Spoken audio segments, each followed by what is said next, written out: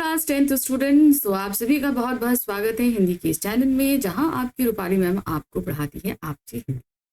तो मैं आज लेकर आई हूँ video class 10th Hindi course A के स्टूडेंट्स के लिए। तो क्लास 10th का जितना सिलेबस था मैं पहले ऑलरेडी कंप्लीट करा चुकी हूँ। सारे वीडियोज आपके लिए ऑलरेडी चैनल पर अवेलेबल, और अगर आपको नहीं मिल रहे हैं तो इसकी प्लेलिस्ट नीचे सब सारी ही चीज़ों की, चाहे एमसीक्यूज हो, डिटेल एक्सप्लेनेशन हो, MIQs हो, वन शॉट हो, सभी की प्लेलिस्ट जो है आपको नीचे डिस्क्रिप्शन में उसका लिंक मिल जाए, और इवन PYQs भी। तो बात करते हैं अगर हम PYQs की, तो अभी तक हमने PYQs ईयर 2021, 22, 23 के ये सभी आपको मैंने करा दिए। लेकिन अब बात आती है, जो कि अब आप 25 में एग्जाम देने जा रहे हो, तो 2024 का क्वेश्चन पेपर कैसे आया। तो अब ये आपको बताना जरूरी है, क्योंकि हम लोग हमेशा कहते हैं कि जब आपको प्रैक्टिस करनी हो अपने एग्जाम्स की, तो एटलीस्ट जो है 2 to 3 ईयर्स बैक आप क्वेश्चन पेपर्स को सॉल्व करिए जो पिछले बोर्ड में आ चुके हैं। इसके अलावा सैम्पल पेपर 4 to 5 आपको सॉल्व करनी ही करनी है, तो इससे आपकी प्रैक्टिस बहुत अच्छी हो जाती है। अब बात आती है कि भाई प्रीवियस ईयर क्वेश्चन पेपर्स हम क्यों सॉल्व करें, क्योंकि भाई उनमें पैटर्न बदल जाता है। बिल्कुल पैटर्न बदला है। 24 से अगर हम बात करते हैं 25 में, तो काफी हद तक पैटर्न चेंज हुआ है, जो मैंने आपको बताया अब ये ऑलरेडी। अब 24 के या 23 के या 22 या 21 के पेपर आपको इसलिए देखने हैं कि इससे आपको समझ में आता है कि डिफिकल्टीज ऑफ क्वेश्चन किस तरीके का बोर्ड रखता है, बोर्ड किस तरीके के क्वेश्चंस आपके सामने रखता है, ताकि आप उन्हें समझ पाओ। क्योंकि जितने आप previous year question paper solve करोगे ना, उतना आपको समझ में आता जाएगा धीरे धीरे कि डिफिकल्टी ऑफ क्वेश्चंस है क्या, किस लेवल के क्वेश्चन आ रहे हैं, किस तरीके के आ रहे हैं। ठीक है, तो चलिए देख लेते हैं आज 2024 का previous year question paper. Set number 1 है, इसका पूरा सोल्यूशन मैं आपके लिए लेकर आई हूँ कि किस तरीके से क्वेश्चन आया था, उनके आंसर्स क्या लिखे गए हैं, कैसे है, सब कुछ। ठीक है, तो चलिए शुरू कर लेते हैं फटाफट। तो ध्यान दीजिएगा, ये कोर्स ए का है, तो कोर्स बी वाले स्टूडेंट बिल्कुल भी खफा नहीं हो। नेक्स्ट वीडियो कोर्स बी के प्रीवियस ईयर क्वेश्चन पेपर का रहेगा। ठीक है, तो देखिए सबसे पहले जब आपके पास पेपर आएगा, तो इसमें आपको जो ध्यान देना है वो आपको निर्धारित, वही आपको जो 3 घंटे का समय मिलता है, वही 3 घंटे का समय ऑलरेडी आपको मिलेगा ही, और पूर्णांक 80 मार्क्स का पेपर था। ठीक है, सेम ऐसे ही जैसे 3 घंटे का समय आपको इस साल मिल रहा है और 80 मार्क्स का पेपर था। बस चेंजेस उसमें इतने हैं, आपको मैं बता देती हूँ कि जैसे हम लोग पहले क्या कहते हैं, अभी इस साल का जो पेपर है वो 4 खंडों में विभक्त है, ये और सब में मिक्स आपके क्वेश्चन आ रहे हैं, ऑब्जेक्टिव सब्जेक्टिव सब तरह के क्वेश्चन आ रहे हैं। लेकिन पिछली बार क्या था, आपके 2 खंडों में प्रश्न पत्र था, खंड आ और बा। रीजन क्या था, खंड आ में आपके पास पूरे मल्टीपल चॉइस क्वेश्चन थे और खंड बा में आपके पास पूरे वर्णनात्मक प्रश्न थे। ठीक है, तो ये चेंजेस थे, क्योंकि इस बार जो 25 का पेपर है आपका, उसमें ये चेंजेस हुए हैं कि आपके जो क्या कहते हैं मल्टीपल चॉइस क्वेश्चंस हैं, उनका वेटेज बहुत कम कर दिया गया। बहुत कम क्वेश्चन आपसे मल्टीपल चॉइस क्वेश्चन पूछे गए। लेकिन पिछली बार क्या था, पूरा एक का एक खंड था, यानी कि 40 मार्क्स के क्वेश्चन आपके पास मल्टीपल चॉइस। ठीक है, तो चलिए देख लेते हैं कैसे डिफिकल्टीज रही हैं इन क्वेश्चंस की। सबसे पहले सामान्य निर्देश, निम्नलिखित निर्देशों को बहुत सावधानी से पढ़िए और उनका सख्ती से अनुपालन कीजिए। इस प्रश्न पत्र में कुल 17 प्रश्न हैं, सभी प्रश्न अनिवार्य हैं। इन प्रश्न पत्र में 2 खंड हैं, खंड आ और बा। खंड आ में बहुविकल्पीय वस्तुपरक और खंड बा में वर्णनात्मक प्रश्न है। तो समझ में आ गया, खंड आ में हमारे पास क्या है, मल्टीपल चॉइस क्वेश्चंस, और खंड बा में आपके पास सब्जेक्टिव क्वेश्चंस। खंड आ में कुल 10 प्रश्न हैं, कितने, 10 क्वेश्चंस हैं, जिनमें उप प्रश्नों की संख्या 44 है, यानी कि 10 मेन क्वेश्चन है, जिनके अंदर जो प्रश्न है वो 44 है, जिनके साथ निर्देश दिए गए हैं, कुछ के साथ विकल्प हैं, कुछ के साथ विकल्प नहीं। दिए गए निर्देशों का पालन करते हुए 40 उप प्रश्नों के उत्तर देने। तो 44 प्रश्न पूछे गए हैं, सिर्फ आपको 40 प्रश्न करने। अब ये ऑप्शन थे कहाँ पे, ये सिर्फ आपके पास व्याकरण में।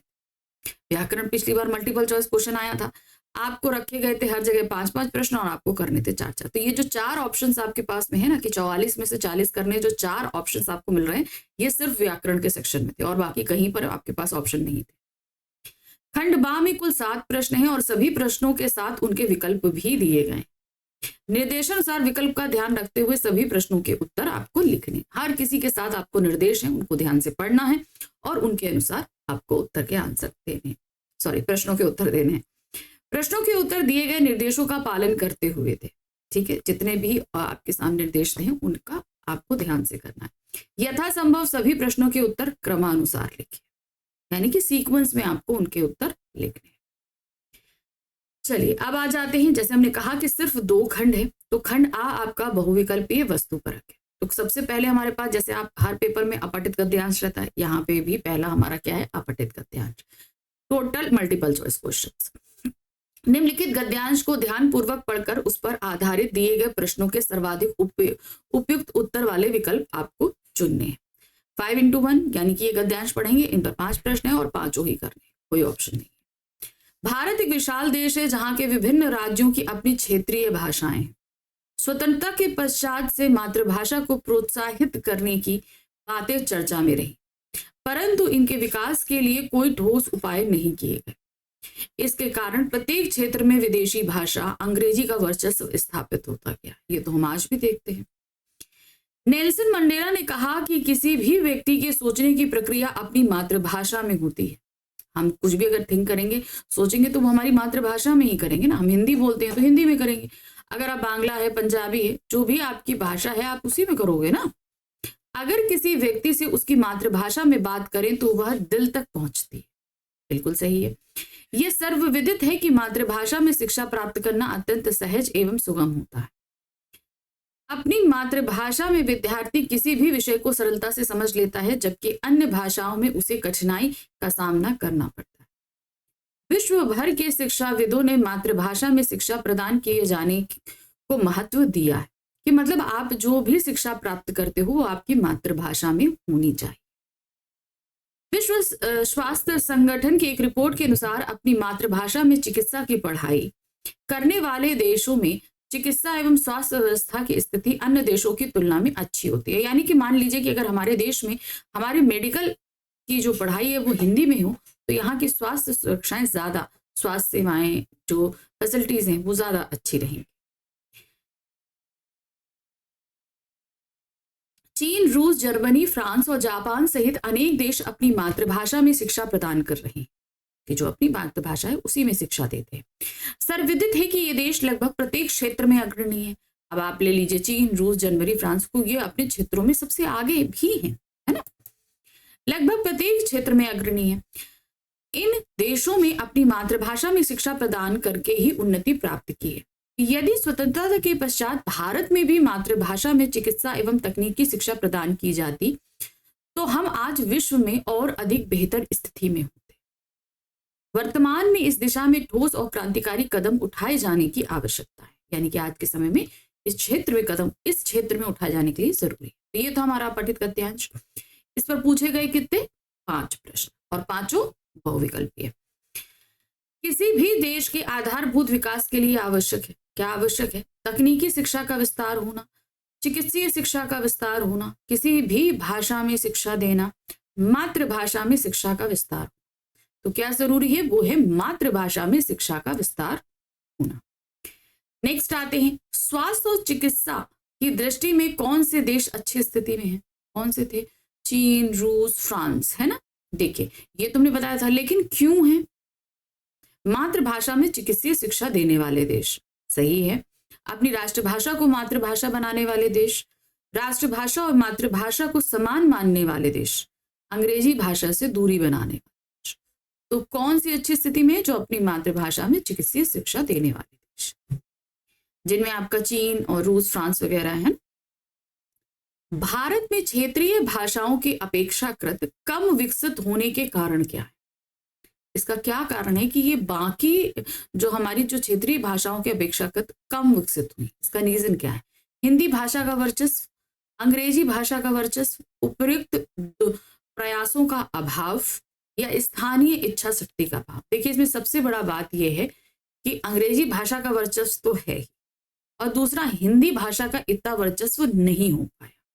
तो इन्होंने दिया है भारत में क्षेत्रीय भाषाओं के, क्षेत्रीय भाषाएं हमारी कौन सी, अपेक्षाकृत कम विकसित होने का कारण क्या है? जितना होना चाहिए नहीं हुआ, उसका सबसे बड़ा रीजन है अंग्रेजी भाषा का वर्चस्व। नेक्स्ट आते हैं, मातृभाषा में शिक्षा प्राप्त करना आसान होता है। इस कथन के पक्ष में निम्नलिखित में से कौन सा या कौन से तर्क सही है? चलिए देखते हैं तर्क क्या दिए गए हैं। मातृभाषा में प्राप्त ज्ञान को समझना सरल है, तो सही है, इसीलिए आसान होता है। मातृभाषा में प्राप्त ज्ञान को समझना जटिल है, नहीं, तो ये तो गलत हो गया आपका, ये वाला आपका सही है। मातृभाषा अन्य भाषाओं से सरल स्वरूप होती है, ये भी हमें सही लग रहा है। ठीक है, क्यों? क्योंकि हमें बाकी भाषाओं को समझने में दिक्कत आएगी, लेकिन हमारी मातृभाषा अन्य भाषाओं से ज्यादा सरल लगती है, तो ये भी हमें सरल है। मातृभाषा और दूसरी भाषाओं में कोई अंतर नहीं होता, तो ये भी गलत है। तो यहाँ पर पहला और तीसरा ये सही हमें लग रहा है, हमें लग रहा है। ठीक है, लेकिन हम यहाँ पर देख रहे हैं कि पहला और तीसरा तो ऑप्शन में ही नहीं, तो अब क्या करेंगे? अब हम सीधे सीधे, बाकी दो तो सीधे सीधे गलत है, तो अब हम इसको भी गलत कर देते हैं और सिर्फ पहला वाला ऑप्शन ले लेते हैं, यानी कि ए। ठीक है, मातृभाषा में प्राप्त ज्ञान को समझना सरल। ठीक है, जैसे आपको कभी कभी ऐसा लगता है ना, कुछ ऑप्शंस आपको सही लग रहे हैं, तो उनमें आप टिक मार्क तो करो, लेकिन फिर उन्हें नीचे के आंसर्स में मिला लो। अगर आपको लगता है गलत है, तो फिर आप जो एक पक्का तौर पे आंसर है उसे आप मान लो। अब कथन और कारण आधारित प्रश्न है। भारत में शिक्षा के माध्यम में बदलाव वर्तमान की आवश्यकता है, बिल्कुल सही है। शिक्षा के माध्यम के प्रति दृष्टिकोण समाज में क्रांतिकारी परिवर्तन ला सकता है, ये भी सही है। कथन जो सही है, कारण उसका पूरी तरीके से व्याख्या करता है, तो यहाँ पर कथन सही है और कारण कथन की सही व्याख्या कर रहा है, तो सी ऑप्शन हम यहाँ सही करें। अब हम आगे दूसरे प्रश्न पे, जहां पर हमारे पास एक अपठित काव्यांश दिया गया है। इस काव्यांश को पढ़ना है और इस पर आधारित 5 बहुविकल्पीय प्रश्न पूछे गए और 5 के उत्तर देने। ठीक है, चलिए देखिए क्या।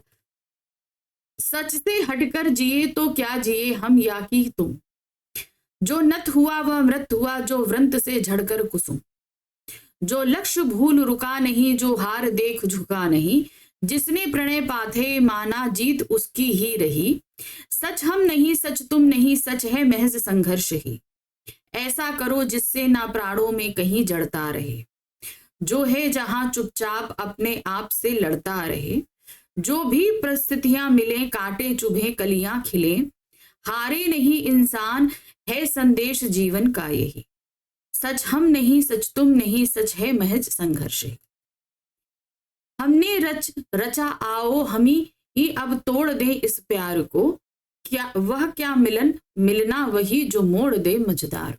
तो यहाँ पर लोगों को आगे बढ़ने के लिए प्रेरित करते हुए चीज को बताया गया है। ठीक है, अब इस पर 5 बहुविकल्पीय प्रश्न है कि आपको झुकना नहीं है, हारना नहीं। अपने आप से लड़ने का अभिप्राय क्या है?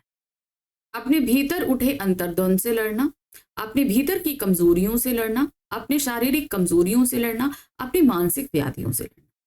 किसी भी चीज को लेकर हमारे अंदर बहुत सारे अंतर्द्वंद होते हैं, तो यहाँ पर अपने आप से लड़ने का तात्पर्य है अपने भीतर हो रहे अंतर्द्वंदों से लड़ना और सही नतीजे पर पहुंचना। जो नत हुआ वह व्रत हुआ क्यों कहा गया है? नत मतलब जो झुका वो मृत हुआ, यानी कि मरे के समान, ऐसा क्यों कहा गया? झुकना घमंड का परिचायक है, झुकना विनम्रता का परिचायक है, झुकने वाला मृतक के समान है, स्वाभिमान रहित जीवन मृतक के समान होता है।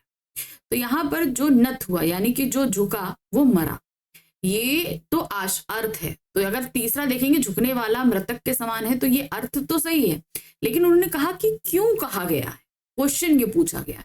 तो यहाँ पर होगा स्वाभिमान। जब हमारे अंदर स्वाभिमान ना हो तो ऐसा जीवन तो मृतक के समान, मरे हुए व्यक्ति के समान है। तो यहाँ पर क्या है? स्वाभिमान रहित जीवन मृतक के समान है। काव्यांश का संदेश क्या है? ये बुरा काव्यांश हमें क्या संदेश दे रहा है?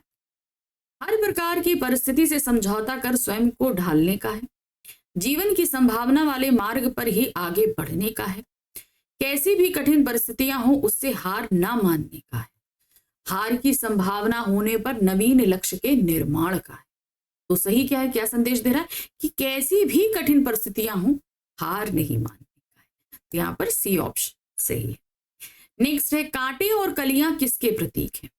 सुख और दुख का, दुख और सुख के, समृद्धि और उत्कर्ष के, निर्माण और पतन के।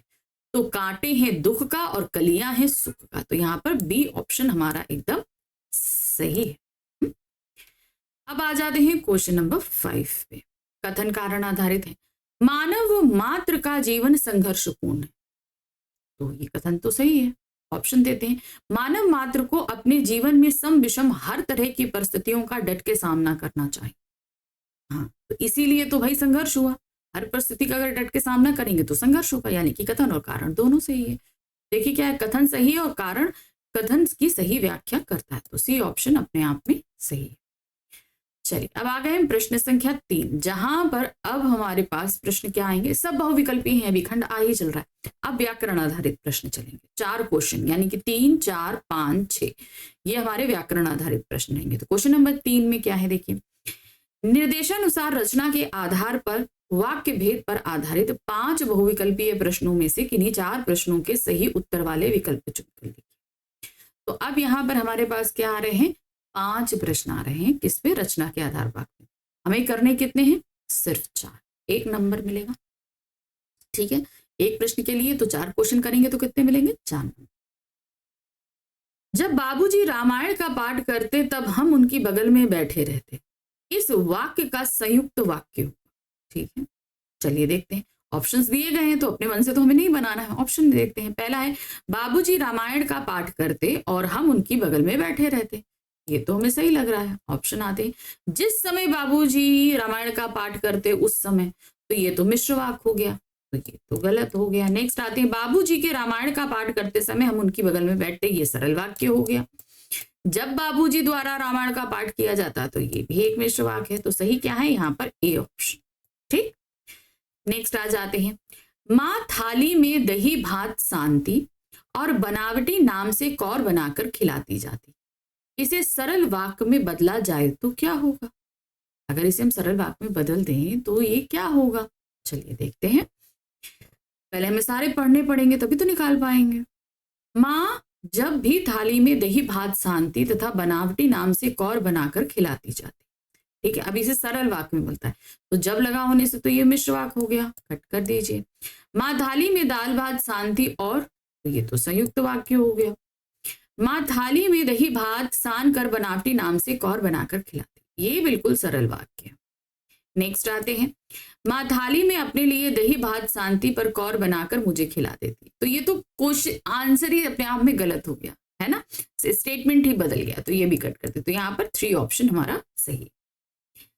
चलिए, निम्नलिखित वाक्यों में से मिश्र वाक्य पहचान कर नीचे दिए गए विकल्पों में से सर्वाधिक उपयुक्त उत्तर वाला विकल्प चुनिए। अब 4 में से हमें मिश्र वाक्य पहचानना है। ठीक है, जब दुलारी ने केश बांध लिए तब उसने खिड़की खोल दी, तो देखिए यहाँ जब और तब लगे होने से ये मिश्र वाक्य है, तो पहला सेंटेंस तो सही है। उसने सिर का पसीना सुखाया और वहीं खड़ा हो गया, अब और लगे होने से तो ये संयुक्त वाक्य हो जा रहा है, तो इसे गलत कर दो। टुन्नू जब दरवाजे पर खड़ा था तब उसके पास एक पोटली थी, अब यहाँ पर जब और तब ये हमें मिश्र वाक्य बताता है। नेक्स्ट आते हैं, उसकी गृहस्थी बड़ी कठिनाई से चल रही थी फिर भी उसे चिंता नहीं थी। अब देखिए यहाँ पर उसकी गृहस्थी बड़ी कठिनाई से चल रही थी, ये पहला वाक्य पूर्ण है, तो ये संयुक्त वाक्य में आएगा, तो गलत हो गया। तो यहाँ पर पहला और तीसरा हमारा मिश्र वाक्य है, तो यहाँ पर हम डी ऑप्शन लगाएंगे। नंबर 4 क्वेश्चन है, निम्नलिखित वाक्यों में से सरल वाक्य का उदाहरण है। उसने बंडल निकाला और उसे पकड़ा दिया, नहीं। वहां जल संचय का उचित प्रबंध है, ये तो लग रहा है हमें सही। आगे बढ़ते हैं, तुम जाओ मैं कल आऊंगा, ये नहीं, ये 2 वाक्यों में है और ये संयुक्त वाक्य में आ रहा है। जब बर्फ गिरती ये मिश्र वाक्य में आ रहा है, तो यहाँ पर बी ऑप्शन हमारा सही है, जो कि एक सरल वाक्य का उदाहरण। अब हम यहाँ जाते हैं, यहाँ पर हमें स्तंभ मिलाना होगा। ठीक है, एक स्तंभ से दूसरा स्तंभ। ठीक है, देखिए स्तंभ 1 को स्तंभ 2 से सुमेलित कीजिए और सही विकल्प का चयन कीजिए। ठीक है, मूर्ति के आसपास का तालाब सुखाकर साफ किया गया। अब यहाँ पर ये हमें क्या लग रहा है, ये तो सरल वाक्य है, तो इसको सरल वाक्य में मिला दो। उसकी रबाब निकाली गई और ताजा पानी डाला गया, तो अब ये देखिए ये क्या है, एक संयुक्त वाक्य है, तो दूसरे का दूसरा ही रहेगा। ठीक है, तीसरा है ये, जब बात हुक्कामों तक पहुंची तब बड़ी खलबली मची, तो ये एक मिश्र वाक्य, तो पहले का तीसरा है, तो पहले का तीसरा यहाँ पर एक तो ये है और एक तो ये है। ठीक है, तो ये वाला कट कर दो और ये वाला कट कर दो, 2 हमारे पास चल रहे हैं। दूसरे का दूसरा ही है तो दूसरे का दूसरा ये सही है, तीसरे का पहला, तो हमारा बी ऑप्शन सही है। ये वाला भी हमारा गलत हो गया, तो बी ऑप्शन सही है। चलिए अब आ गए हम फोर्थ क्वेश्चन, जहां पर हमारे वाच्य आधारित 5 प्रश्न पूछे गए हैं, जिनमें से हमें सिर्फ 4 प्रश्न करने और 1 नंबर का 1 प्रश्न रहेगा। लेखक ने अपने तर्कों से उनकी दलीलों का खंडन किया। वाक्य में वाच्य है, अब देखिए लेखक के साथ ने लगा है, कर्ता कर्तवाच्य हुआ ना, ने तो हमारा कर्तवाच्य में ही लगता है, तो सीधे सीधे ये क्या हो गया, कर्तवाच्य। नेक्स्ट आते हैं, संगतकार द्वारा मुख्य गायक का उत्साह बढ़ाया गया। प्रस्तुत वाक्य का वाच्य पहचानिए। संगतकार द्वारा, अब संगतकार द्वारा है तो, और साथ ही साथ अब ये द्वारा तो हमने देख लिया, अब यहां पर बढ़ाया गया, क्या बढ़ाया गया, उत्साह, तो यानी कि ये सकर्मक क्रिया है, और यहाँ पे भी द्वारा लगा है, तो ये कौन सा वाक्य हो गया, कर्मवाच्य। हमेशा ध्यान रखना, जहां पर भी द्वारा लगा है सीधे इसका मतलब ये नहीं है कि वो कर्मवाच्य हो जाएगा, क्योंकि द्वारा शब्द जो है वो किसमें, भाववाच्य में भी आता है। जैसे आप द्वारा देखो, आप एक बार क्रिया को भी पढ़ो कि वो सकर्मक है कि अकर्मक है। अगर सकर्मक रहेगी तो कर्मवाच्य में चला जाएगा, अकर्मक रहेगी तो वो किसमें आ जाएगा, आपका जो है भाववाच्य। नेक्स्ट आते हैं, कवि ने श्री कृष्ण के रूप सौंदर्य का वर्णन किया है, इसका कर्मवाच्य होगा, तो क्या होगा, कवि द्वारा श्री कृष्ण के रूप सौंदर्य का वर्णन किया गया। चलिए देखते हैं क्या है। कवि ने श्री कृष्ण के, नहीं, कवि द्वारा, ये देखिए यहाँ पर सेकंड वाक्य हमें बिल्कुल सही लग रहा है, तो ये हो रहा है, कवि द्वारा कर श्री कृष्ण के रूप सौंदर्य का वर्णन किया गया, ये क्या है, कर्मवाच्य।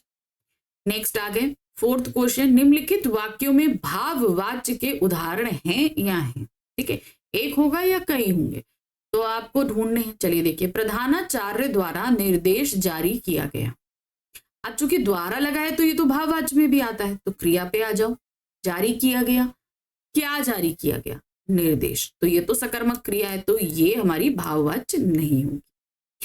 चलिए नेक्स्ट आते हैं, उसकी दादी से खड़ा नहीं रहा जाता, ठीक है, अब दादी से, अब चूंकि कर्मवाच्य में से या द्वारा लगता है तो से तो लगा हुआ है, लेकिन अब यहां पर नहीं रहा जाता, क्या नहीं रहा जाता, नहीं, क्या खड़ा नहीं रहा जाता, क्रिया है ना, खड़ा नहीं रहा जाता, क्या, ये तो अकर्मक है, तो ये हो गई आपकी भाववाच्य। क्रिया पर जाना, अकर्मक है कि असकर्मक, तुरंत खोज लोगे।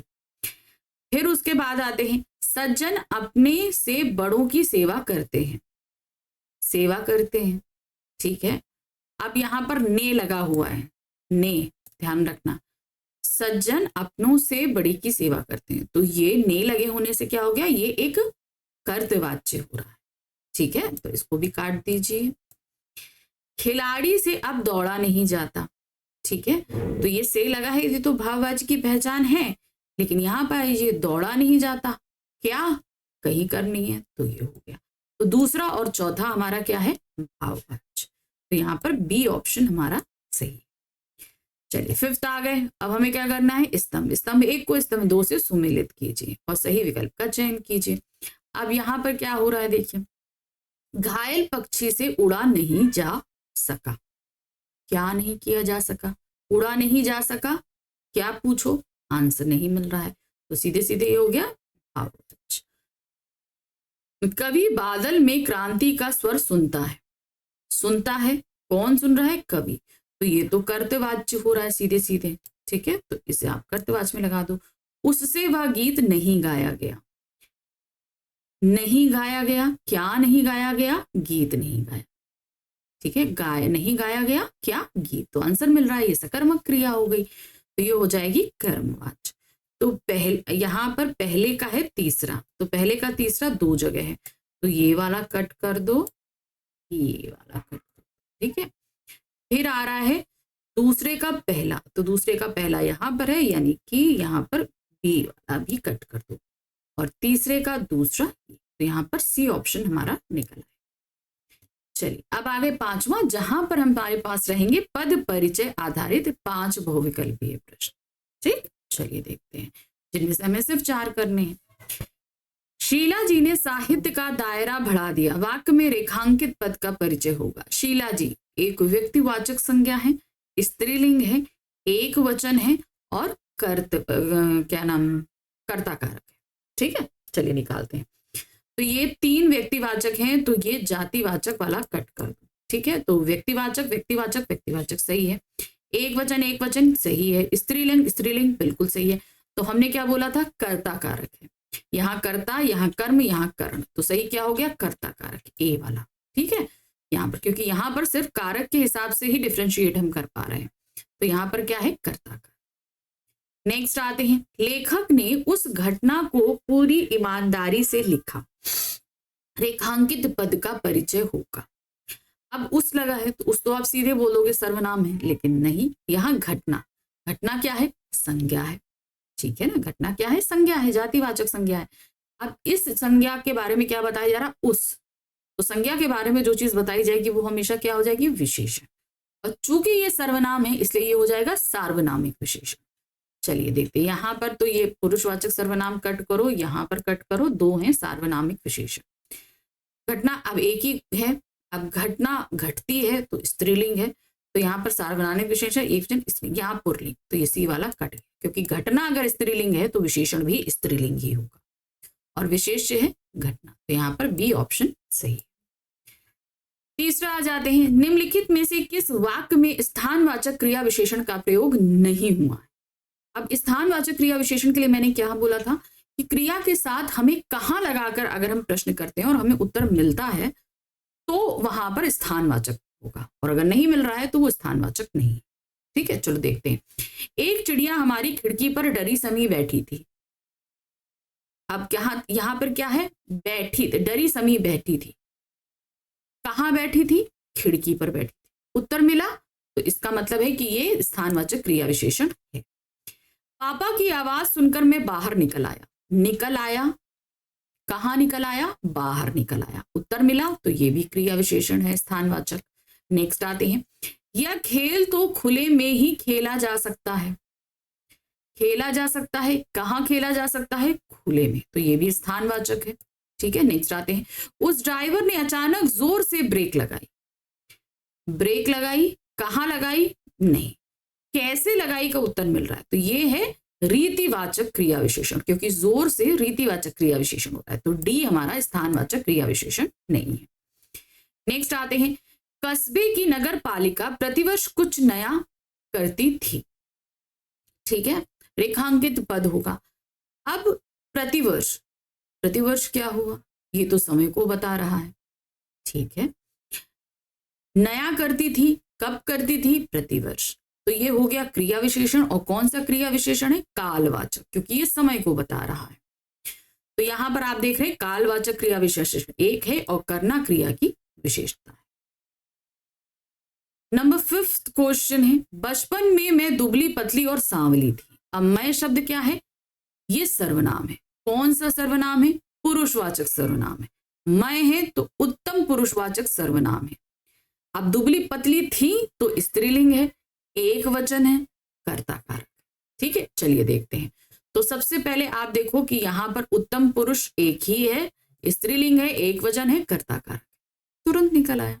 ठीक है ना, चलिए आगे बढ़ते हैं। प्रश्न संख्या 6 है, जहां पर हमारे पास आया है, निर्देशानुसार अलंकार पर आधारित 5 बहुविकल्पीय प्रश्नों में से किन्हीं 4 प्रश्नों के उत्तर देने। तो अलंकार पे आधारित आ रहे हैं 5 प्रश्न, और करने कितने हैं हमें, सिर्फ 4 प्रश्न, 4 नंबर के रहेंगे। पानी परात को हाथ छुओ नाही, नैनन के जल सो पग धो। इस काव्य पंक्ति में अलंकार है। आप देखिए यहाँ पर क्या है, उन्होंने बोला कि उन्होंने परात के पानी को हाथ नहीं लगाया और नैन के जल यानी कि आंसुओं से पैर धो लिए। अभी हाउ इज इट पॉसिबल कि कोई इतना रोएगा कि पैर धो जाए, तो यहाँ पर क्या है, अतिशयोक्ति अलंकार। ठीक है, बहुत ज्यादा बढ़ा चढ़ाकर बात को कहा गया। नेक्स्ट है, धीरे धीरे उतर क्षितिज से आ बासंती रजनी। इस पंक्ति में प्रयुक्त अलंकार कहाँ है, आप देखिए क्या, बासंती रजनी यानी कि बसंत की ऋतु की जो रात है वो धीरे धीरे आसमान से उतर कर आ रही है। अब उतर कर आने का काम मानवीय द्वारा होता है, जबकि रात जो है वो क्या है, वो तो प्राकृतिक है। इस तरीके से यहाँ क्या हो गया, मानवीयकरण अलंकार। नेक्स्ट आते हैं, विद्या धन उद्यम बिना कहे जो पावे कौन, बिना डुलावे ना मिले जो पंखा की पौन। तो क्या कह रहे हैं, विद्या जो है वो बिना परिश्रम के नहीं आती, जिस प्रकार जैसे जो है जब तक हम हाथ से पंखे को ना डुलाएं तो हवा नहीं आई। तो अब यहाँ पर चीज को सपोज करने के लिए बोला गया है, ज्यों शब्द भी आया है, इसलिए क्या हो जाएगा, उत्प्रेक्षा अलंकार। नेक्स्ट आ जाते हैं, मृदु मिट्टी के हैं बने हुए, मधु घट फूटा ही करते हैं। ठीक है, यहां पर क्या हुआ चीज, यहां पर जो आप देख रहे हैं, मृदु मिट्टी के हैं बने। मृदु मिट्टी का मतलब क्या हुआ, जो मिट्टी से बने हुए जो घट होते हैं वो फूट जाते हैं। इसी के साथ उन्होंने बताया कि ये जो शरीर है, यहाँ मृदु मिट्टी से बना हुआ, यानी कि पंच तत्व से बना हमारा शरीर भी नश्वर हो जाता है। इस तरीके से यहाँ पर एक पंक्तियों के साथ इन्होंने दो अर्थ निकाले, इसलिए यहाँ पर होगा श्लेष अलंकार। नेक्स्ट आते हैं, निम्नलिखित काव्य पंक्तियों में से कौन सी पंक्ति अतिशयोक्ति अलंकार का उदाहरण है, जहां पर चीजों को बढ़ा चढ़ा कर कहा गया है। चलिए देखते हैं। विश्व सलब सिर धुन करता मैं, हाय ना जल पाया तुमसे मिल। अंबर के आनन को देखो कितने इसके तारे टूटे। वह दौड़ रहा है अरि मस्तक पे, वह आसमान का घोड़ा था। जो जो बूढ़े श्याम रंग त्यों त्यों उजले हुए। तो यहां पर आप थर्ड वाला ऑप्शन देखो, क्या दे रहा है, वह दौड़ रहा अरि मस्तक पे, यानी कि मस्तक पर दौड़ रहा है आसमान का घोड़ा। अब आसमान रूपी घोड़ा जो है वो हमारे मस्तक पे दौड़ रहा है, यहाँ पर चीज को, यानी कि आसमान जो है वो सिर पर आ चुका है, इस तरीके से बताया जा रहा है। तो ये अतिशयोक्ति अलंकार है, बढ़ा चढ़ाकर बात को कहा गया। चलिए प्रश्न संख्या 7 आया है, यहां दिया है, निम्नलिखित पठित पद्यांश पर आधारित बहुविकल्पीय प्रश्नों के सर्वाधिक उपयुक्त विकल्प चुनकर लिखिए। अब यहाँ पर हमारा जो पद्यांश है, हमारी जो बुक है कौन सी, क्षितिज भाग 2, उसके जो आपके जितने भी चैप्टर दिए हैं, 6 चैप्टर आपके पास में, उन 6 चैप्टर में से किसी भी एक चैप्टर से पद्यांश रखा जाएगा और उस पर आधारित 5 बहुविकल्पीय प्रश्न पूछे जाएंगे। तो आप हम यहाँ पर देख रहे हैं कि यहाँ पर हमारा सेकंड चैप्टर है राम लक्ष्मण परशुराम संवाद, उससे पद्यांश लिया गया है।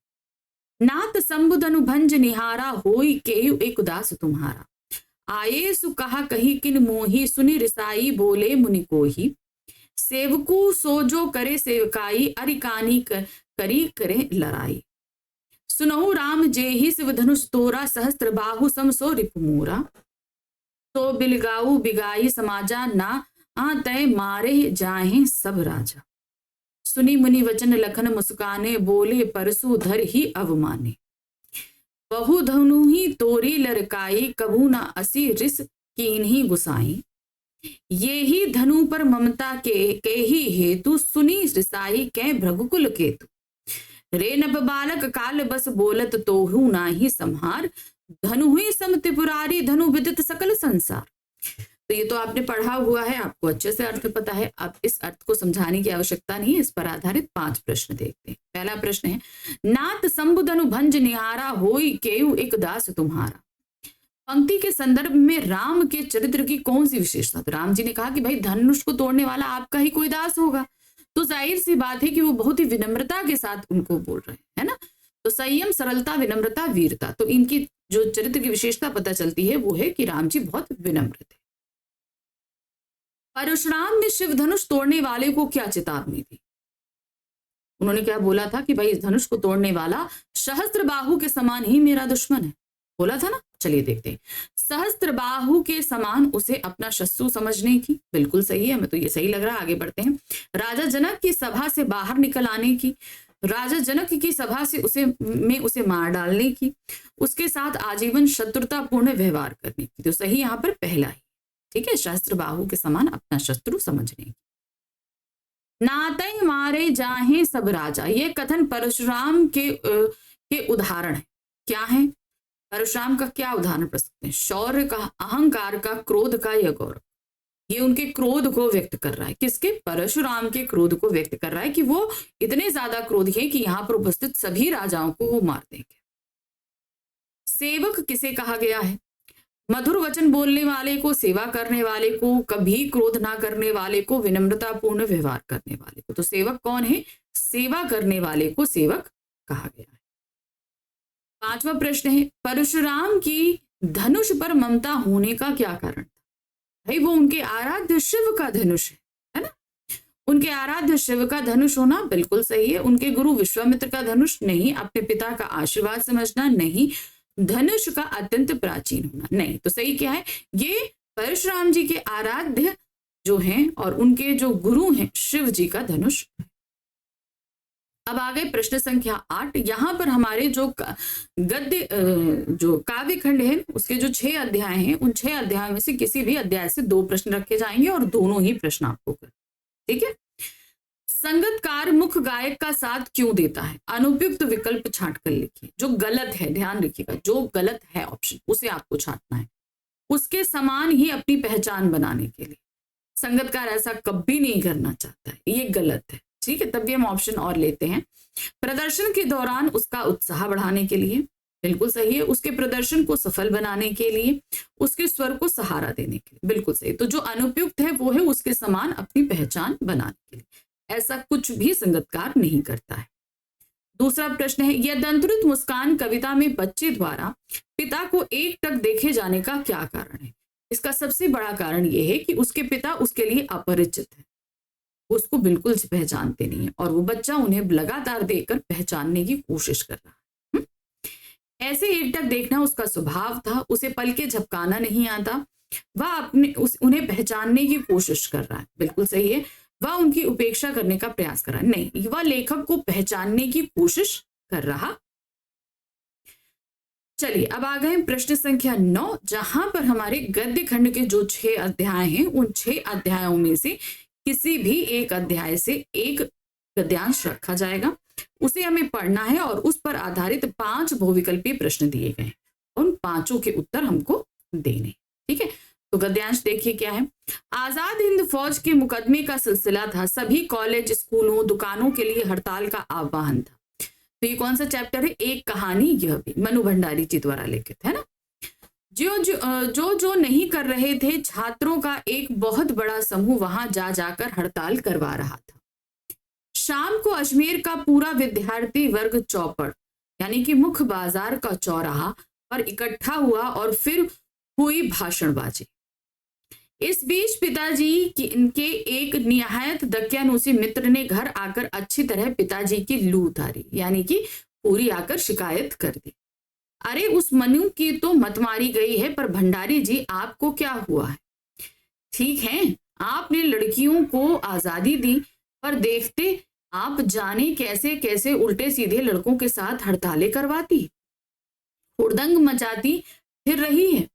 वह हमारे आपके घरों की लड़कियों को शोभा देता है? यह सब कोई मान मर्यादा, इज्जत, आबरू का ख्याल भी रह गया है आपको या नहीं? तो इस तरीके से उनके मित्र जो हैं वो पिताजी से शिकायत कर रहे थे। वे तो आग लगाकर चले गए और पिताजी सारे दिन भभकते रहे। बस अब यही रह गया है कि लोग घर आकर थू थू करके चले जाएं। बंद करो इस मन्नू का घर से बाहर निकलना। इस सबसे बेखबर में रात होने पर घर लौटी तो पिताजी एक बेहद अंतरंग और अभिन्न मित्र ही मिले। अजमेर के सबसे प्रतिष्ठित और सम्मानित डॉक्टर अंबालाल जी बैठे थे। मुझे देखते ही उन्होंने बड़ी गर्मजोशी से मेरा स्वागत किया। ठीक है, तो भाई एक मित्र तो जाके बहुत ज्यादा उतार गए थे, अच्छी सी भर गए थे पिताजी को, जिससे वो गुस्सा हो गए। दूसरे मित्र आए, उन्होंने तो भाई एकदम गर्मजोशी से स्वागत किया था मन्नू का, है ना। अब इस पर 5 प्रश्न है। पहला प्रश्न है,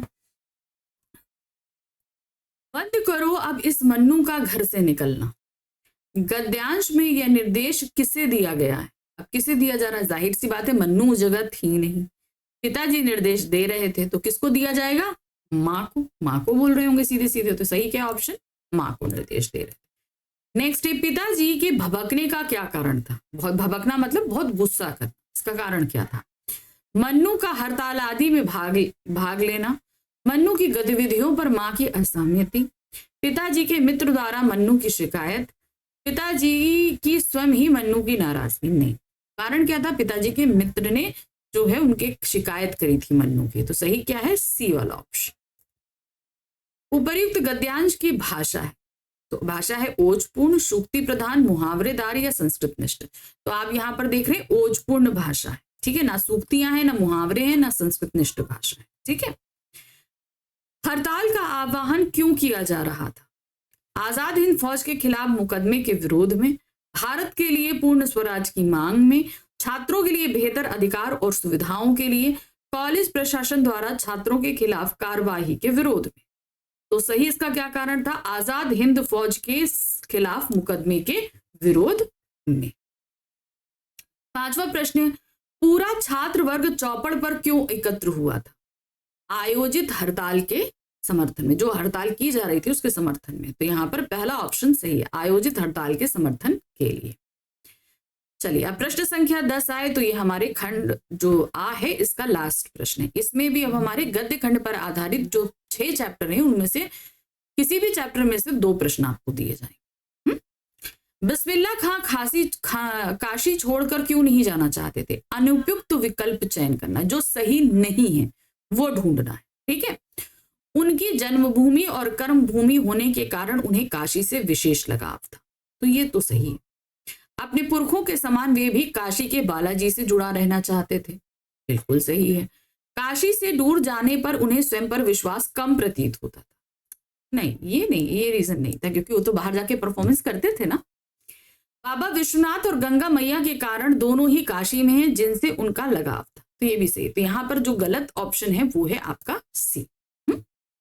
दूसरा प्रश्न है, लखनवी अंदाज पाठ के आधार पर लिखिए कि लेखक को नवाब साहब नई कहानी के लेखक कब लगे? जब पेट भरा नहीं था, लेकिन तब भी बिना भरे हुए पेट की डकार वो ले रहे थे, है ना। उन्हें पहली बार रेलगाड़ी के डिब्बे में देखकर, उन्हें खीरा खाने की तैयारी करते हुए देखकर, उन्हें खीरा सूंघ कर उसका रस स्वादन करते हुए देखकर, उनके बिना खीरा खाए ही ऊंची डकार को सुनकर। तो पेट भरा भी नहीं और तब भी उन्होंने डकार ली थी, तब उन्हें नई कहानी सूझ गई थी। तो यहां खत्म हो गया हमारा खंड आ, जहां पर हमारे सभी बहुविकल्पीय प्रश्न दिए गए थे 2024 के पेपर में। अब खंड बा में हमारा पूरे वर्णनात्मक प्रश्न, जो हमारी दोनों पुस्तकों से भी आएंगे और रचनात्मक लेखन भी रहेगा। ठीक है, चलिए सबसे पहले आ रहा है, गद्य पाठों के आधार पर निम्नलिखित 4 प्रश्नों में से किन्हीं 3 प्रश्नों के उत्तर लगभग 25 से 30 शब्दों में दीजिए। तो गद्य खंड के जो हमारे 6 चैप्टर है ना, उन चैप्टर में से आपके सामने 4 प्रश्न रखे जा रहे हैं, जिनमें से आपको सिर्फ 3 प्रश्न करने, वो भी 25 से 30 शब्दों में करने थे। ठीक है, अब इसमें एक प्रश्न के लिए आपको मिल रहे हैं 2 नंबर, तो 3 प्रश्न करोगे तो कितने हो जाएंगे? 6 नंबर। ठीक, चलिए देखिए क्या है। नेताजी का चश्मा पाठ के संदर्भ में लिखिए कि पान वाले ने कैप्टन को पागल क्यों कहा? ठीक है, अब उत्तर क्या है? पान वाले ने कैप्टन को पागल इसलिए कहा क्योंकि कैप्टन के मन में देश प्रेम की भावना थी। कैप्टन शारीरिक रूप से अपंग था, लेकिन वह किसी फौजी से कम नहीं था। कैप्टन की इसी देश प्रेम की भावना को देखकर पान वाला उसे पागल कहता था। मतलब शरीर में दम नहीं है और भावना बड़ी बड़ी है, तो इस चीज को देखकर वो पागल कहता। दूसरा प्रश्न है, संस्कृति पाठ से ली गई पंक्ति संस्कृति के नाम से जिसे कूड़ा करकट के ढेर का बोध होता है, में कूड़े करकट का क्या अभिप्राय? वो कूड़ा करकट वो क्या हुआ? जो हमारी पुरानी रीढ़ियां और परंपराएं हैं, जिनका अब वर्तमान समय में कोई मतलब नहीं रह जाता, उनसे तात्पर्य। संस्कृति का कूड़ा करकट उन सड़ी गड़ी परंपराओं और कुरीतियों को कहा गया है जो समाज के विकास में बाधक सिद्ध होने के साथ ही मानवता हेतु अकल्याणकारी सिद्ध होती है, यानी कि जिनका आज के समय में कोई उपयोग है ही नहीं, तथा कुछ लोगों को दबाने का प्रयास करती है। तो ये होती है कूड़ा करकट। हम बोलते हैं ना कि भाई ये हमारे यहाँ की परंपरा नहीं है, ऐसा नहीं करना, हमारे यहाँ का रिवाज नहीं है, ऐसे नहीं करना, तो वो कहीं ना कहीं आगे बढ़ते हुए लोगों को पीछे ढकेलती है। प्रश्न संख्या 3 है, यानी कि गा, बिस्मिल्लाह खां का जीवन वर्तमान और भावी पीढ़ी को क्या संदेश देता है? तो अब इसे हमने क्या किया, हमने पॉइंट्स में बता दिया। बिस्मिल्लाह खां का जीवन वर्तमान और भावी पीढ़ी को निम्नलिखित संदेश देता है। श्रेष्ठता की ऊंचाई को छू लेने के बाद भी अपनी कला को विराम चिन्ह लगाना उचित नहीं। अपनी कला में निरंतर निखार लाने के लिए अभ्यास करते रहना चाहिए और नया सीखने के लिए लालायित रहना चाहिए। कुछ भी हो, नया सीखने के लिए हमें आगे बढ़ते रहना चाहिए। धार्मिक सौहार्दता दूसरे के हृदय को छू लेने की प्रक्रिया है, अतः धार्मिक भेदभाव से बचे रहना चाहिए। सफलता में कभी इतराना नहीं चाहिए, घमंड नहीं करना चाहिए, यथावत जीवन जीते हुए कृत्रिमता से दूर रहना चाहिए। यानी कि आप बहुत फेमस हो गए हो तो आपके अंदर घमंड नहीं आना चाहिए, बनावटीपन नहीं आना चाहिए, जैसे आप सरलता से जीवन जी रहे हो वैसे ही जीते रहो।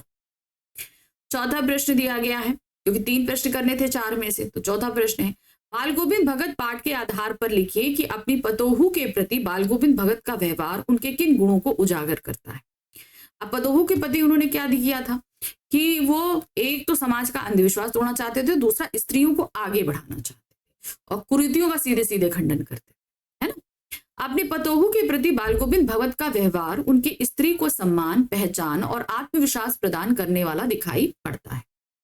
साथ ही उन्हें यह विश्वास था कि उनका ऐसा व्यवहार करने से स्त्री अपने परंपरागत रूढ़िवादी व शोषणपूर्ण जीवन से मुक्त हो सकती है, यानी कि इस तरीके का शोषण मुक्त जीवन से वो आजादी पा ले। ठीक है, चलिए अब आ गए प्रश्न संख्या 12 में, जहां पर हमारे पास अब हमारे काव्य खंड आधारित जो 6 अध्याय हैं, इनमें से पूछे जाएंगे 4 प्रश्न, हमें करने हैं सिर्फ 2 प्रश्न, और इन 2 प्रश्नों का उत्तर हमें देना है 25 से 30, सॉरी 4 शब्दों में से 3 प्रश्न करने, ठीक है, और इन 3 प्रश्नों का उत्तर हमें देना है 25 से 30 शब्दों में, और एक प्रश्न के लिए मिलेगा आपको 2 नंबर, तो 3 प्रश्न करोगे हो जाएगा 6 नंबर, ठीक है ना। तो देखो, और 25 से 30 शब्दों में देना। चलिए पहला प्रश्न है, आत्मकथ कविता से ली गई अनंत नीलिमा की असंख्य जीवन इतिहास पंक्ति का आश्रय क्या है। इसका मतलब है इस पूरे संसार में बहुत सारे लोगों ने अपनी जीवनियां, अपनी आत्मकथाएं लिखी, है ना। आत्मकथ कविता में अनंत नीलिमा की असंख्य जीवन इतिहास पंक्ति से आश्रय है कि इस अनंत विस्तृत आकाश में कितने ही महापुरुषों ने अपने जीवन वृत्त लिखे हैं, यानी कि अपनी जीवनियां लिखी। नेक्स्ट क्वेश्चन है, उत्साह कविता के शीर्षक की सार्थकता पर प्रकाश डालिए। अब वो जो कविता है ना, उसमें उत्साह लिखा गया, क्यों? उत्साह का मतलब है लोगों को बादल देखकर बहुत उत्साह उत्पन्न होता है। उसी तरीके से जब अत्याचार होता है, उसके खिलाफ जब क्रांति की जाती है, यानी कि बादल जब आते हैं और क्रांति होती है, तो लोगों के अंदर उस बदलाव को लेकर उत्साह होता है। उत्साह कविता का शीर्षक उत्साह इसलिए रखा गया है क्योंकि इस कविता के माध्यम से कवि ने बादलों का आह्वान करके बादलों को क्रांति व चेतना का प्रतीक बनाया। इस कविता के माध्यम से कवि ने लोगों के मन में उत्साह भरने का प्रयत्न किया, इसीलिए यह शीर्षक पूर्ण रूप से सार्थक। चलिए आ जाते हैं प्रश्न संख्या गा पर, यानी कि तीसरा प्रश्न। सूरदास के पद के अनुसार गोपियों को ऐसा क्यों लगा कि कृष्ण ने राजनीति पढ़ ली। अब उन्हें ऐसा क्यों लग रहा है कि राजनीति पढ़ाएं? भाई पहले यहाँ थे तो बहुत अच्छे से प्रेम से व्यवहार करते थे, लेकिन अब वहां जाके राजा बन गए तो हर चीज नफा नुकसान में तौलते हैं, लाभ हानि में तौलते हैं, है ना। जब गोपियों ने देखा कि जिस कृष्ण से वे बहुत समय से प्रतीक्षा कर रही हैं वे नहीं आए, उसकी जगह कृष्ण से दूर ले जाने वाला योग संदेश आ गया, तो उन्हें इसमें कृष्ण की एक चाल नजर आई। वे इसे अपने साथ छल समझने लगी, इसीलिए उन्होंने आरोप लगाया कि हरि है राजनीति पढ़ी है। अर्थात भाई उन्होंने जो है आने की बजाय क्या योग संदेश भेजा, तो जो वहां पर देख रहे थे कि मेरे जाने से वहां कोई फायदा नहीं होने वाला, इसलिए उन्होंने योग संदेश भेजा, और ये उनके नफे नुकसान की थी। जो एक कोई राजनीति में तो हर चीज क्या करने से क्या फायदा है नहीं फायदा है ये देखकर ही काम किया जाता है। चौथा प्रश्न है, फागुन मास में प्रकृति का सौंदर्य का वर्णन अट नहीं रही है कविता के आधार पर कीजिए। अब फागुन मास का सौंदर्य कौन सी कविता में है? अट नहीं रही। अब पूरा सौंदर्य आपको बताना है कि वो सौंदर्य कैसा लग रहा है। फागुन मास में प्रकृति की शोभा का चरमोत्कर्ष देखा जा सकता है कि प्रकृति कितनी सुंदर हो जाती है। यह मास बसंत ऋतु का स्वागत मास होता है, यानी कि बसंत ऋतु फागुन मास में ही आती है। प्रकृति अपने पूरे यौवन पे होती है। यह समय शीत और ग्रीष्म ऋतु का संधि काल होता है, यानी कि ठंड जाने को होती है और गर्मी आने को होती है। फूलों से लदे वृक्षों की डालियां, कोयल का कुहुकना, शीतल मंद सुगंधित पवन का प्रवाहित होना, पक्षियों का कलरव, पतझड़ में ठूंठ हुए पेड़ों पर फिर से नव पल्लों का आगमन, और चारों ओर फैली फूलों की सुगंध मन को आनंद से भर देती। तो ये सारी चीजें बताता है, ये ऐसा सौंदर्य होता है फागुन मास का। चलिए प्रश्न संख्या 13 आया, जहां पर हमारे पास क्या रहेगा, हमारी पूरक पाठ्य पुस्तिका कृतिका पर आधारित 3 प्रश्न, और इनमें से करने हैं 2 प्रश्न, और इन 2 प्रश्नों का उत्तर हमें देना है 50 से 60 शब्दों में। देखिए पूरक पाठ्य पुस्तक के पाठों पर आधारित निम्नलिखित 3 प्रश्नों में से किन्हीं 2 प्रश्नों के उत्तर लगभग 50 से 60 शब्दों में देने हैं। एक प्रश्न का लिए आपको मिलेंगे 3 नंबर, 2 प्रश्न करोगे तो मिलेंगे 6 नंबर। ठीक है, तो अब हमारी जो पुस्तक है कृतिका, उसमें हमारे पास 3 ही तो पार्ट है और तीनों पार्ट से हमारे पास प्रश्न आ जाएंगे। चलिए देखते क्या है। साना साना हाथ जोड़ी पाठ में लेखिका को कब और क्यों लगा कि तमाम भौगोलिक विविधताएं और वैज्ञानिक प्रगति के बावजूद भारत की आत्मा एक ही है। जिस समय उन्होंने प्रेयर व्हील देखी ना, और जितेंद्र नार्गे ने उन्हें प्रेयर व्हील के बारे में बताया, तो उन्हें लगा कि भाई माना कि हमारे भौगोलिक रूप से हमारे पास बहुत भिन्नता है, लेकिन आस्थिक रूप से हम आपस में जुड़े हैं, हम एक ही प्रभु पे आस्था रखते हैं, है ना। तो देखिए क्या है। जितेंद्र नार्गे कवि लॉन्गस्टोंग नामक एक स्थान के बारे में परिचय दे रहा था। उसी रास्ते पर एक कुटिया में घूमता एक चक्र देखा, जिसके बारे में बताया यह धर्म चक्र प्रेयर व्हील है, इसको घुमाने से सारे पाप धुल जाते हैं।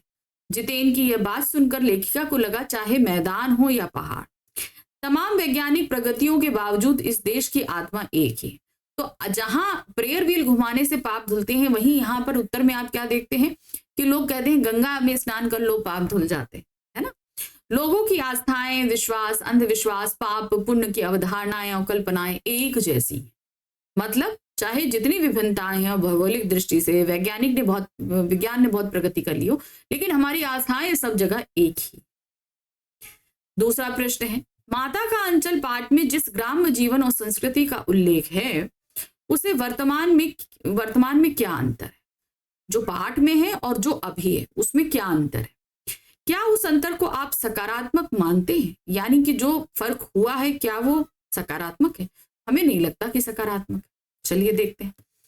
माता का अंचल पाठ में लेखक ने ग्रामीण परिवार का चित्रण करते हुए वहां की जीवन शैली का उल्लेख किया, जहां लोगों के मध्य आत्मीयता की भावना है, लोग प्रकृति के करीब हैं। इसके विपरीत शहरों में लोग एकल जीवन यापन करने की प्रवृत्ति की ओर उन्मुख हो रहे हैं। ठीक है, क्या हो रहा है? उस तरफ बढ़ रहे हैं। उनमें आत्मीयता की कमी है, यानी कि अपनापन जो है वो लोगों में नहीं है। अतः वर्तमान में जो अंतर आए हैं वो सकारात्मक कम और नकारात्मक ज्यादा है, यानी कि पॉजिटिव इतने नहीं है जितने निगेटिव ज्यादा है। तीसरा प्रश्न है, मैं क्यों लिखता हूं से। मैं क्यों लिखता हूं पाठ के आधार पर तर्कपूर्ण उत्तर दीजिए कि क्या एक रचनाकार और उसकी रचनाएं बाहरी दबाव से भी प्रभावित होती हैं? बिल्कुल होती हैं। उसकी आर्थिक जरूरतें होती हैं, बाहर निर्देशकों सबके जो बाहरी तकादेवारों के जो मांग होती है पैसों की, उसको लेकर उसे बाहरी दबाव पड़ता है।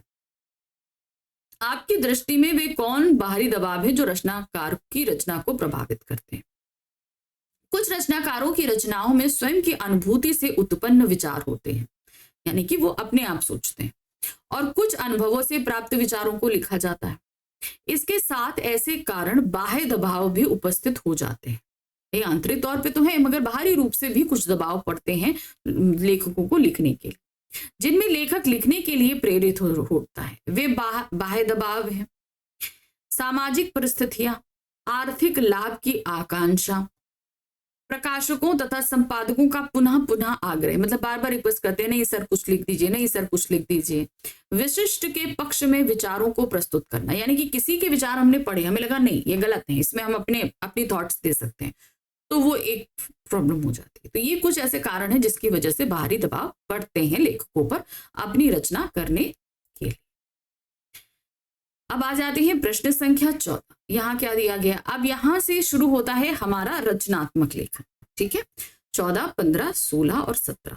ठीक है, 14, 15, 16, 17, यानी कि ये 4 प्रश्न हमारे रचनात्मक लेखन के आएंगे।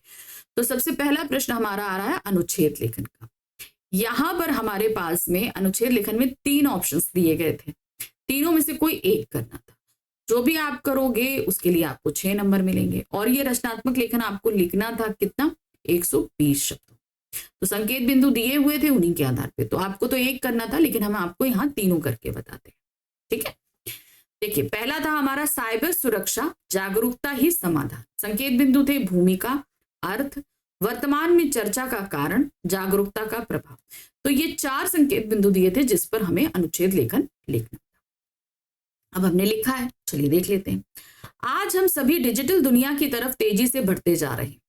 तकनीकी नवीनीकरण के कारण आज हर क्षेत्र में मनुष्य ने अद्वितीय प्रगति कर ली। आज हर कार्य ऑनलाइन हो रहा है, बात सही है।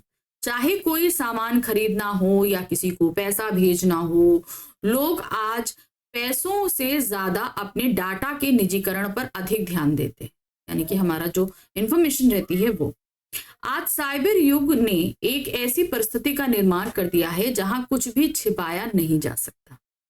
ऐसी स्थिति में साइबर ठगी की घटनाएं भी बढ़ती जा रही हैं। आज साइबर अपराध आम बात हो गई है, ठीक है। इसके अंतर्गत एक आम नागरिक से लेकर बड़ी से बड़ी कंपनियों और देश की सरकारों को की महत्वपूर्ण कार्यालय जानकारी को किसी के भी साथ साझा कर लिया जाता है। जो सबसे बड़ा खतरा है, इस डिजिटल युग में प्रत्येक व्यक्ति को अपनी सुरक्षा बनाए रखनी है, जो उसे हर समय सजग रहना होगा।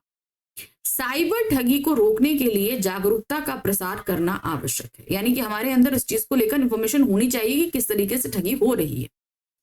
साइबर ठगी से बचने के लिए विभिन्न सुरक्षा उपायों का पालन किया जाना आवश्यक है, जैसे मजबूत पासवर्ड का प्रयोग किया जाना चाहिए, एंटीवायरस का उपयोग करना चाहिए, अपने बैंक के खाते की जानकारी किसी के साथ साझा नहीं करनी चाहिए, सोशल मीडिया पर अपनी सभी निजी जानकारी को किसी के साथ साझा नहीं करना चाहिए। सबसे महत्वपूर्ण तो यह कि स्वयं भी जागरूक रहें और दूसरों को भी जागरूक करें, तभी इस समस्या से बचा जा सकता है। तो ये तो था हमारा पहला अनुच्छेद, जहां पर हमने साइबर क्राइम को लेकर बात करी और साथ ही साथ जागरूकता कैसे होनी चाहिए।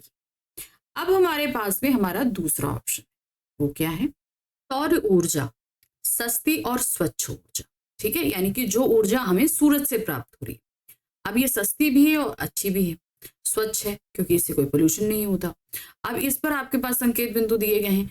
भूमिका, स्रोत क्या है इसका, देश के लिए क्यों आवश्यक है और इसका लाभ।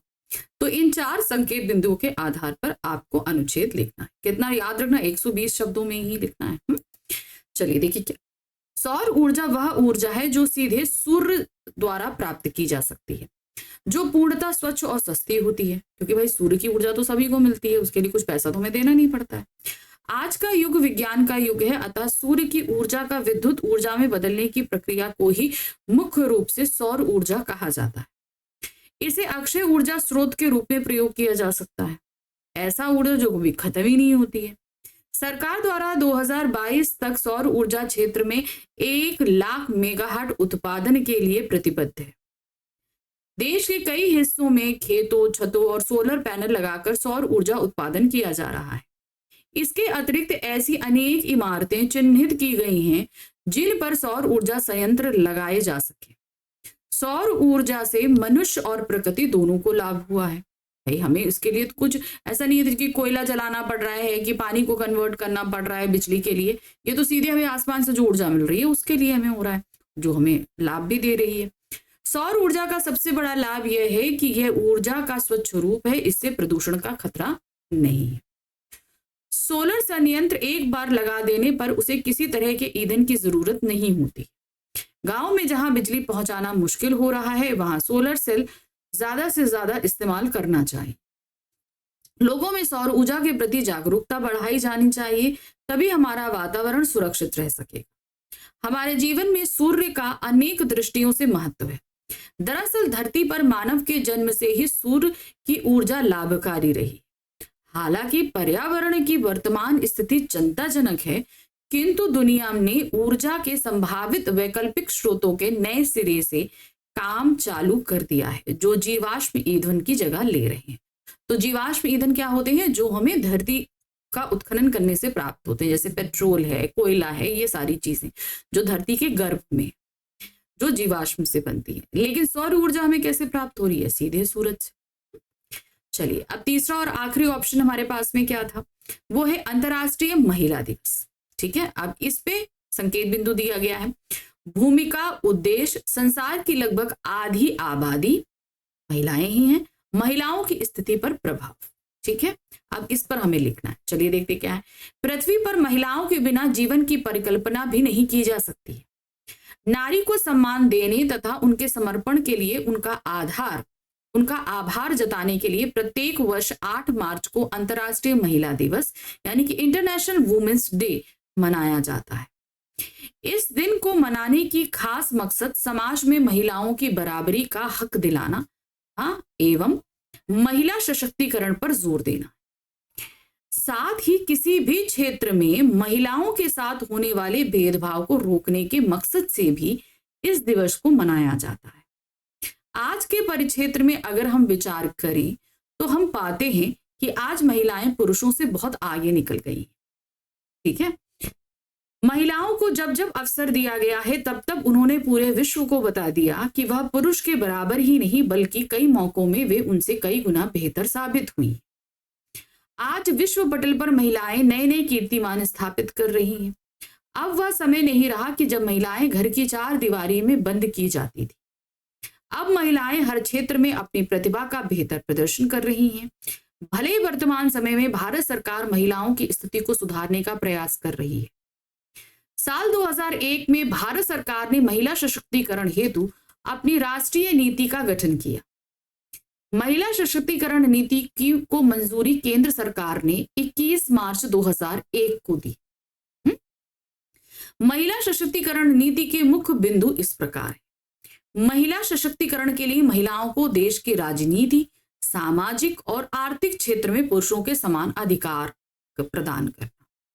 महिला सशक्तिकरण के लिए महिलाओं के प्रति होने वाले हर तरह के शोषण और भेदभाव को समाप्त करना। ठीक है, सॉरी। तो इस तरीके से हो गया हमारा प्रश्न संख्या 14 खत्म, जहां पर हमने क्या किया, हमारे 3 अनुच्छेद थे, तीनों में से एक करना था लेकिन हमने आपको तीनों बताए। ठीक है, अब हम आ गए प्रश्न संख्या 15 में। 15 में हमारे पास 2 पत्र दिए गए हैं। दोनों में से हमें कोई एक पत्र करना। क्या करना है? दोनों में से हमें कोई एक पत्र करना है। जो भी हम पत्र करेंगे वो हमें 100 शब्दों में लिखना है और उसके लिए हमें मिलेंगे 5 मार्क्स। ठीक है, तो पहला पत्र देखते हैं। का आप चंदा चंदन, आप लड़की हैं तो चंदा नहीं तो चंदन, खराब जीवन शैली के कारण आपके मित्र का स्वास्थ्य प्रभावित हो रहा है। संयमित और स्वस्थ जीवन शैली का महत्व बताते हुए लगभग 100 शब्दों में उसे एक पत्र लिखना है। ठीक है, तो अब आप यहां पर बता रहे हैं कि आपका मित्र है, मित्र को पत्र लिखना है, तो सीधे सीधे क्या हो गया, अनौपचारिक पत्र, है ना। चलिए देखिए, रामदयाल कॉलोनी, नई दिल्ली। तो सबसे पहले अपना लिखेंगे, फिर दिनांक लिखेंगे। प्रिय मित्र, नमस्ते, मुझे खेद है कि मैंने तुम्हारी अस्वस्थ जीवन शैली पर नजरअंदाज किया। तुम्हारा स्वास्थ्य मेरे लिए प्राथमिक है और मुझे खुद को भी सुधारना होगा। संयमित और स्वस्थ जीवन शैली को अपनाना महत्वपूर्ण है। यह तुम्हें शारीरिक और मानसिक स्वास्थ्य में सुधार करेगा और तुम्हारे जीवन को सकारात्मक रूप से प्रभावित करेगा। सही आहार, नियमित व्यायाम, मानसिक स्वास्थ्य की देखभाल से तुम अपनी ऊर्जा बढ़ाओगे और खुशहाल जीवन भी जी सकोगे। इस परिवर्तन की शुरुआत करने के लिए मैं तुम्हारे साथ हूं और हम साथ में इस मार्ग पर चल सकते हैं। हमें आपसी समर्थन और सहायता के साथ मिलकर एक स्वस्थ और संतुलित जीवन की दिशा में कदम बढ़ाना चाहिए। इसके लिए हम एक दूसरे को प्रेरित कर सकते हैं और साथ ही इस सफल यात्रा का आनंद उठा सकते हैं। तुम्हारे अच्छे स्वास्थ्य की मंगल कामना करता हूं। साथ ही हम दोनों मिलकर अच्छे और स्वस्थ जीवन शैली की दिशा में कदम बढ़ाकर अन्य लोगों को इसके लिए प्रेरित करेंगे। ध्यान रखना, स्वस्थ रहना हमारी प्राथमिकता। धन्यवाद। तो आपका शुभेक्षु चंदा या चंदन, जो भी आप हैं उसका नाम लिखते हैं। अब अथवा करके खा, यानी कि हमारे पास दूसरा पत्र है। अब दोनों में से एक करना। अब ये क्या है, पुलिस द्वारा उठाए गए विविध कदमों से शहर में अपराध कम तो हुआ है, पर अभी और सुधार की आवश्यकता है। अपने क्षेत्र के दैनिक समाचार पत्र के संपादक को लगभग 100 शब्दों में पत्र लिखकर जन सामान्य का ध्यान इस ओर दिलाइए कि अपराध पर अंकुश सिर्फ पुलिस ही नहीं बल्कि समाज की सामूहिक जिम्मेदारी है। तो ये आपको लिखना है एक संपादकीय पत्र। तो सीधे सीधे फॉर्मेट क्या होगा आपका, औपचारिक पत्र। ठीक है, सेवा में संपादक महोदय, दैनिक जागरण, सिविल लाइंस, गोरखपुर। फिर दिनांक के बाद आएगा आपका विषय, शहर में होने वाले अपराधों के रोकथाम के संबंध। महोदय, आपके प्रतिष्ठित दैनिक समाचार पत्र के माध्यम से बताना चाहता हूं कि शहर के नंदानगर और मोहनुद्दीनपुर क्षेत्र में बीते दिनों कई आपराधिक मामले सामने आए। उन मामलों से परेशान आकर हम सभी लोगों ने सामूहिक निर्णय लिया और आपको पत्र लिखकर अपने थाना प्रभारी से अनुरोध करने का निवेदन है कि कृपया इन मामलों का संज्ञान लें। पुलिस कर्मियों की टीम द्वारा उठाए गए कदम से अपराध काफी कम हो गए। ठीक है, तो हम लोगों ने किया और उसके बाद पुलिस ने कार्रवाई करी और अपराध काफी कम भी हुए। अब इस पत्र के माध्यम से मैं आपसे अनुरोध करता हूं कि आप हमारे समाज को भी जागरूक करें और उन्हें बताएं कि समाज को अपराध मुक्त बनाने की पूरी जिम्मेदारी केवल पुलिसकर्मियों की ही नहीं है, बल्कि समाज के प्रत्येक जिम्मेदार व्यक्ति की भी है। आशा करता हूं आप इस समस्या के समाधान के लिए अपने दैनिक समाचार पत्र में इसे स्थान अवश्य देंगे। धन्यवाद, भैवदीय वैभव। ठीक है, तो ये हो गया हमारा प्रश्न संख्या 15, जहां पर हमने कर लिए दोनों में से कोई भी एक पत्र। अब हम आ जाते हैं प्रश्न संख्या 16। तो यहां पर भी हमारे पास का और खा करके ऑप्शन दिए गए हैं। का में क्या है देखिए, आप रजनी या राजन हैं, आपके विद्यालय में पत्रिका प्रखर के लिए छात्र संपादक की नियुक्ति होनी है। आप उक्त पद के योग्य हैं। इस पद के लिए प्रधानाचार्य को संबोधित कर लगभग 80 शब्दों में अपना एक संक्षिप्त स्ववृत्त तैयार करें। ठीक है, तो अब आपको या तो स्ववृत्त लिखना है या अथवा करके आपको एक ईमेल लिखना, दोनों में से कोई भी एक करना। जो भी आप करोगे उसके लिए आपको 5 नंबर मिलेंगे। तो सबसे पहले हम स्ववृत्त कर लेते हैं। हाँ, सेवा में प्रधानाचार्य, केंद्रीय विद्यालय, कुरुक्षेत्र। तो ध्यान रखिए स्ववृत्त के साथ आवेदन जरूर लगता है, तो आवेदन हम पहले लिख रहे हैं। विषय है प्रखर पत्रिका के संपादक पद के लिए आवेदन। महोदय, विद्यालय के सूचना पट पर लगी सूचना से जानकारी मिली कि अपने विद्यालय में प्रकाशित पत्रिका प्रखर के संपादक की आवश्यकता है। मैं इस पद के लिए अपना आवेदन प्रस्तुत कर रहा हूं। मेरा स्ववृत्त इस आवेदन के साथ संलग्न है। इसका अवलोकन करने पर आपको विश्वास होगा कि मैं इस पद के लिए पूर्णतः उपयुक्त उम्मीदवार हूं। मैं आपके विज्ञापन में वर्णित सभी योग्यताओं को पूरा करता हूं। संक्षिप्त विवरण इस प्रकार देखिए क्या है। नाम है राजन, पिता का नाम है रमेश चंद्र, जन्म तिथि है 13/3/1994, वर्तमान पता है 72 विकास नगर करनाल, स्थायी पता है 100 कर्णपुनी दिल्ली, मोबाइल नंबर दे दिया और नीचे ईमेल दे दिया। ठीक है, अब उसके बाद शैक्षणिक योग्यता हमेशा आपको कैसे बनानी है, टेबल में बनानी है। देखिए क्या है, परीक्षा सबसे पहले 10वीं दी, हरियाणा विश्वविद्यालय, हिंदी, अंग्रेजी, गणित, विज्ञान, संस्कृत, प्रथम आए, 70% अंक थे। 12th किया हरियाणा विश्वविद्यालय शिक्षा बोर्ड से किया, हिंदी, अंग्रेजी, इतिहास, संस्कृत और गणित रहा, प्रथम आए, 71% मार्क्स थे। फिर ग्रेजुएशन है स्नातक, कुरुक्षेत्र विद्यालय से, हिंदी, अंग्रेजी, संस्कृत, गणित रहा, प्रथम रहे, 72% अंक आए। फिर पत्रकारिता की डिग्री प्राप्त करी है कुरुक्षेत्र विद्यालय से, विषय पत्रकारिता है, प्रथम रहे, 70% अंक रहे। तो ये आपने एक शैक्षणिक योग्यता बना ली। अब चूंकि अभी आपके पास एक्सपीरियंस नहीं है, ध्यान रखिए, क्योंकि आपके विद्यालय में ही है। पत्रकारिता में बेहद रुचि है। मैं आपको पूर्ण विश्वास दिलाता हूं कि मैं अपना कार्य सत्यनिष्ठा एवं पूर्ण कर्तव्य परायणता से करूंगा। आपसे अनुरोध है कि उपर्युक्त तथ्यों को ध्यान में रखते हुए मेरे आवेदन पत्र पर सकारात्मक विचार करते हुए मुझे संपादक पद में नियुक्त करें। तो आप अपने विद्यालय की ही पत्रिका प्रखर के लिए आवेदन दे रहे हैं, तो यहाँ पर अभी आप जो है कहते हैं कि आप अभी पढ़ ही रहे हो उसी विद्यालय में, तो इसके लिए आपके पास अभी कोई एक्सपीरियंस नहीं है। धन्यवाद, भवदीय, हस्ताक्षर करेंगे राजा। ठीक है, चलिए अब अथवा करके हमारे पास क्या आया है, ईमेल आया। अब कैसे लिखेंगे देखिए, आप राजन या रजनी हैं, अपने बैंक खाते में नेट बैंकिंग की सुविधा प्राप्त करने के लिए संबंधित शाखा को लगभग 80 शब्दों में एक ईमेल लिखिए। ठीक है, तो बैंक को लिखना है। तो आप लोगों को ये पता है कि भाई जो ईमेल रहता है उसका आधा फॉर्मेट तो हमारे औपचारिक पत्र की तरह रहता है, खाली स्टार्टिंग का थोड़ा सा चेंज होता है। देखिए क्या है, प्रेषक raj@gmail.com, प्रेषिती किसको हम भेज रहे हैं, SBI बैंक को भेज रहे हैं। ठीक है, क्योंकि यहाँ पर हमें नेट बैंकिंग अपने उसमें करनी है, तो कोई भी बैंक SBI की जगह कोई और डाल सकते हैं। विषय है खाते में नेट बैंकिंग सुविधा आरंभ करने के संदर्भ में। महोदय, आपके बैंक में मेरा बचत खाता है जिसका नंबर ये है। ठीक है, मैं चाहता हूं कि आप मेरे खाते में नेट बैंकिंग की सुविधा प्रदान करें ताकि मैं आज के परिवेश के आधार पर ऑनलाइन खरीदारी करने की सुविधा का लाभ उठा सकूं। मैंने पिछले महीने में भी आपको ईमेल लिखा था, किंतु उस पर आगे कोई कार्यवाही नहीं हुई। आशा करता हूं और साथ ही ये विश्वास करता हूं कि आप मेरी समस्या का उचित एवं त्वरित समाधान करेंगे। धन्यवाद, भवदीय, राजन या रजनी। ठीक है, अब उसके बाद हम आ गए अपने लास्ट प्रश्न। वही 7 ही प्रश्न हमारे वर्णात्मक में थे।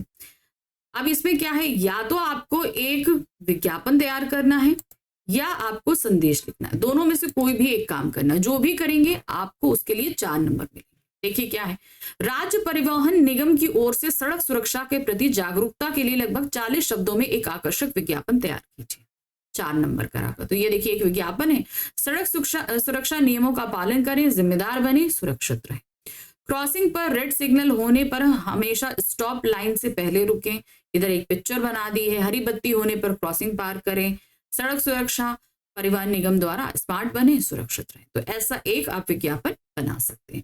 तो इसमें जैसे आप हाथ से बना रहे हो तो आप ये ट्रैफिक पुलिस बना के इस तरीके से सिग्नल बना दो, ठीक है। कुछ ट्रैफिक रूल्स के कुछ यहाँ पर साइंस भी बना सकते हैं, तो इस तरीके से भी आप विज्ञापन बना सकते हैं। चलिए नेक्स्ट आ जाते हैं। अब अथवा करके दूसरा हमारे पास क्या है, संदेश। आपके कक्षा अध्यापक का चयन उप प्रधानाध्यापक के पद पर हुआ है। उन्हें बधाई देते हुए लगभग 40 शब्दों में संदेश लिखना है, ठीक है। तो चलिए देखिए क्या है, बधाई संदेश। दिनांक 21 फरवरी, पहले दिनांक लिखते हैं, फिर समय लिखते हैं 8 बजे। अब जिसको लिख रहे हैं उसको संबोधन रहता है, आदरणीय सर, आज मैं बहुत खुश हूं, आपको नौकरी में पदोन्नति मिलने का समाचार सुनकर मेरा दिल प्रसन्न हुआ। सर आपने इसके लिए बहुत मेहनत की थी और आपकी मेहनत का परिणाम आज आपके सामने है। मुझे यह पूरा विश्वास था कि आप जल्द ही उप प्रधानाध्यापक पद पर पदोन्नति करेंगे। इसके लिए आपको हृदय से बधाई, आपका शिष्य लोकेश। ठीक है, तो ये था हमारा 2024 का क्लास 10th का क्वेश्चन पेपर जो बोर्ड का आया था। तो जो PYQ कहते हैं या प्रीवियस ईयर क्वेश्चन पेपर आपका ये 2024 का कराया। फिर से बता रही हूँ 2021, 2022, 2023 ये तीनों साल के PYQs ऑलरेडी मैं करा चुकी थी और आज मैंने 2024 का भी करा दिया। तो इन सभी की लिंक आपको नीचे डिस्क्रिप्शन में मिल जाएगी। इवन इसके अलावा आपकी पूरा डिटेल एक्सप्लेनेशन, आपके multiple choice question, most important question, one shot, सारी ही लिंक आपको नीचे डिस्क्रिप्शन में मैंने दे रखी है कि पढ़ने में आपको किसी भी तरह की कोई परेशानी नहीं है। इवन हर वीडियोस में ये लिंक अटैच, आप ध्यान से देखेंगे तो आपको कोई भी जो स्टडी के लिए कुछ भी पढ़ना है उसकी लिंक आपको अवेलेबल मिलेगी। ठीक है, तो जल्दी ही अब फिर से हम मिलेंगे अपने कुछ नए रिवीजन के साथ। ठीक है, मिलते ही जल्दी नए वीडियो को लेकर। Thank you for watching, bye.